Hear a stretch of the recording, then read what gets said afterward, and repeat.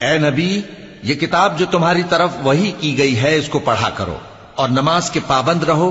کچھ شک نہیں کہ نماز بے حیائی اور بری باتوں سے روکتی ہے، اور اللہ کا ذکر سب سے بڑا ہے، اور جو کچھ تم کرتے ہو اللہ اسے جانتا ہے۔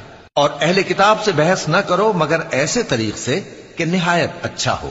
ہاں، جو ان میں سے بے انصافی کریں ان کے ساتھ اسی طرح مجادلہ کرو، اور کہہ دو کہ جو کتاب ہم پر اتری اور جو کتابیں تم پر اتری ہم سب پر ایمان رکھتے ہیں، اور ہمارا اور تمہارا معبود ایک ہی ہے، اور ہم اسی کے فرما بردار ہیں۔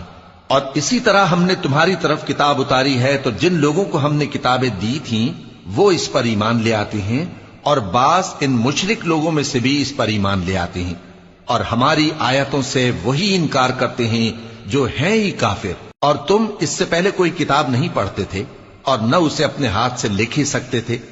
ایسا ہوتا تو اہل باطل ضرور شک کرتے، بلکہ یہ روشن آیتیں ہیں جن لوگوں کو علم دیا گیا ہے ان کے سینوں میں محفوظ، اور ہماری آیتوں سے وہی لوگ انکار کرتے ہیں جو بے انصاف ہیں۔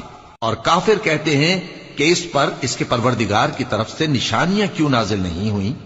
کہہ دو کہ نشانیاں تو اللہ ہی کے پاس ہیں، اور میں تو کھلم کھلا خبردار کرنے والا ہوں۔ کیا ان لوگوں کے لیے یہ کافی نہیں کہ ہم نے تم پر کتاب نازل کی جو ان کو پڑھ کر سنائی جاتی ہے؟